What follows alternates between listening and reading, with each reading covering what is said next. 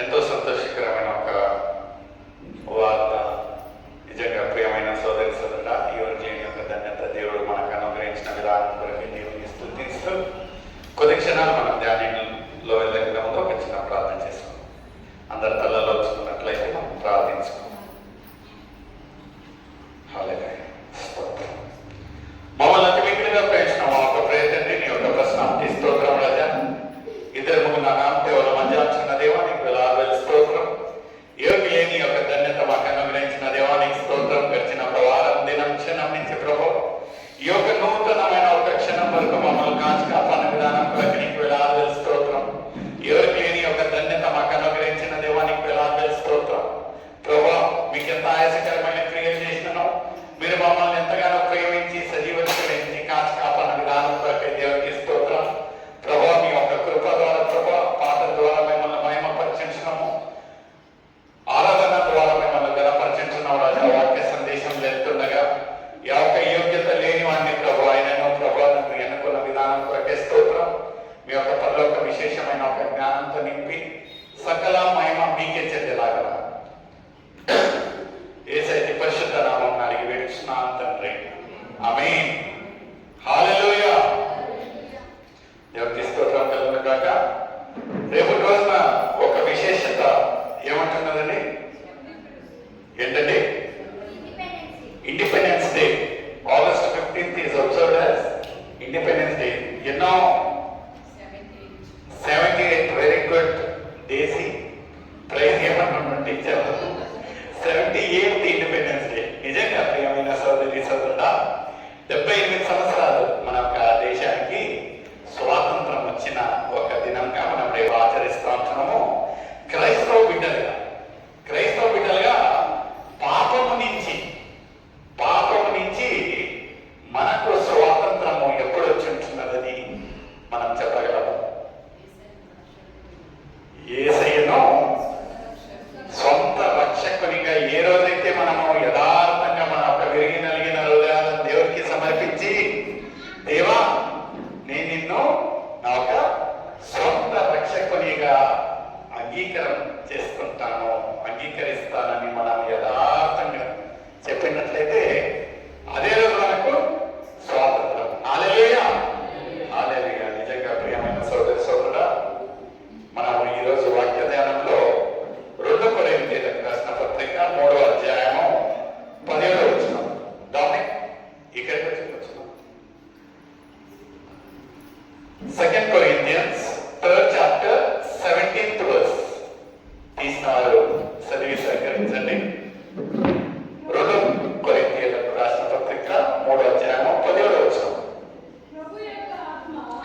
ప్రభు యొక్క ఆత్మ ఎక్కడ ఉండునో అక్కడ ఏముంటుందంటండి? స్వాతంత్రము. నిజంగా ఎక్కడ ఉండునో అక్కడ స్వాతంత్రం. దేవా నేను మీ యొక్క సన్నిధిలో వచ్చి ఉంటున్నానంటే మనము ఎవరి సన్నిధిలో వచ్చి ఉంటున్నామండి? దేవుని యొక్క సన్నిధిలో. దేవుని యొక్క ఆత్మ ఇక్కడ నివసిస్తా ఉంటున్నదనే ఒక భావంతో మనం ఇక్కడ ఉండి మన మొరలను పెడతా ఉంటున్నాము, మన యొక్క విన్నపాలు పెడతా ఉంటున్నాము. దేవుని యొక్క ఆత్మ ఎక్కడ ఉంటున్నది? అక్కడ స్వాతంత్రం ఉంటున్నది. దేనికి స్వాతంత్రం? ఇప్పుడు బ్రిటిషర్లు లేరు కదా, మనకు ఉన్నారండి. మరి దేని స్వాతంత్రం గురించి అన్నగారు మాట్లాడుతూ ఉంటున్నారు, అయ్యగారు మాట్లాడుతూ ఉంటున్నారంటే పాపం అనే ఒక బంధకం నుంచి మనకు విమోచించడానికి యేసయ్య ఒక సిలువలో వేలాడి ఒక పరిశుద్ధుడు పాపపు ముద్దగా మారినట్టు మనం చూస్తూ ఉంటున్నాం కదా. ఎవరి గురించి అంటే మనల్ని ఆ ఒక పాపం నుంచి విడిపించారు. మీరు ఇంకా చెప్పొచ్చేమో, బ్రదర్ మీకు తెలుసో లేదో, నేను బాప్తిజం పొందాను, నేను నిర్ధానం తీసుకున్నాను, క్రమంగా ఆదివారం నేను గుడికి వెళ్తా ఉంటున్నాను, మీ పోదనుకోలేక ప్రేయర్స్ కొనుక్కొస్తా ఉంటున్నాను, క్రమంగా అన్ని చేస్తా ఉంటున్నాను. మేం పాపలమేంటి, మాకెందుకు స్వాతంత్రం అని మనం అడిగినట్లయితే దేవుడు ఎంత చక్కగా రోమిలకు రాసిన పత్రిక 3వ అధ్యాయం 23వ వచనంలో ఏమంటా ఉంటున్నాడండి? అందరికీ తెలిసిన వచనమే. రోమిలకు రాసిన పత్రిక 3వ అధ్యాయము 23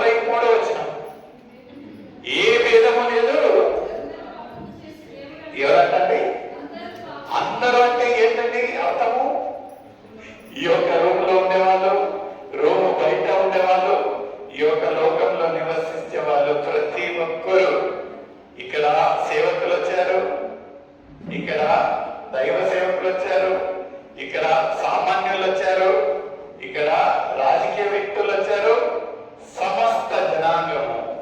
ఇక్కడ ఏమంటా ఉంటున్నాడంటే అందరూ మనం చెప్పుకోలేం, we cannot defend our self.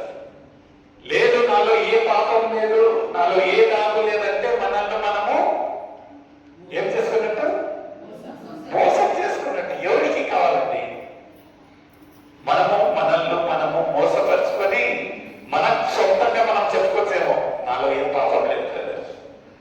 అయితే లేఖనాలు ఎంత చక్కగా ఏమంటా ఉంటున్నాయంటే అందరూ ఇక్కడ నేను నించొని కేకలేసి చెప్పినను, అక్కడ కూర్చొని మీరు విన్నను, దేవుని యొక్క సన్నిధిలో అందరూ పాపం చేసి దేవుని యొక్క మహిమను పొందలేకపోవచ్చు. ఎందుకంటే మన ఒక జీవితాలలో ఆశీర్వాదాలు లేవు. ఎందుకు ఆ ఒక మహిమను మనం చూడలేకపోతా ఉంటున్నాం అంటే దిననిత్యము ఉదయం లేస్తే రాత్రి వరకు పాపమనంగా పెద్దగా ఘోరంగా మనము కత్తులు పట్టుకొని కటార్లు పట్టుకొని దొంగతనం చేసి దరోడాలు చేసేది కాదండి. ఎవరి గురించి అన్న తప్పుగా మన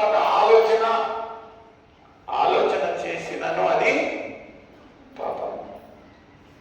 ఇక్కడ ఏమన్నా ఉంటున్నాడంటే దేవుడు మనం దేవుని యొక్క సన్నిధిలో వచ్చినప్పుడు దేవుడు ఏమంటా ఉంటున్నాడంటే మీకు స్వతంత్రము. మనం దేవుని యొక్క సన్నిధిలో వచ్చినప్పుడు ఏం చేయాలంటే, ఎందుకంటే మనం క్రమంగా ఫస్ట్ పాటలు పాడతాము, ఆ తర్వాత ఆరాధన చేస్తాం. ఆరాధన ఎందుకు అంత ప్రాముఖ్యం అంటే మనల్ని మనము నలగొట్టుకుంటాం, మనల్ని మనము సిద్ధపాటు చేసుకుంటాం. దేవుడు పరిశుద్ధుడు పరిశుద్ధుడు పరిశుద్ధుడు కనుక ఆయన యొక్క సన్నిధిలో మనం రావాలంటే మనకు ఒక మినిమం అర్హత అనేది ఉండాలంటే ఏది ఏమైనాను దేవుడు ఏమంటా ఉంటున్నాడంటే మీరు నిన్నటి వరకు గతించిన క్షణం వరకు ఏం చేశారో నాకు అనవసరము. నా యొక్క సన్నిధిలో మీరు వచ్చినప్పుడు మిమ్మల్ని మీరు సిద్ధపాటు చేసుకోండి కదా. ఎంత క్రమంగా బల ఆరాధనకు వెళ్తామండి.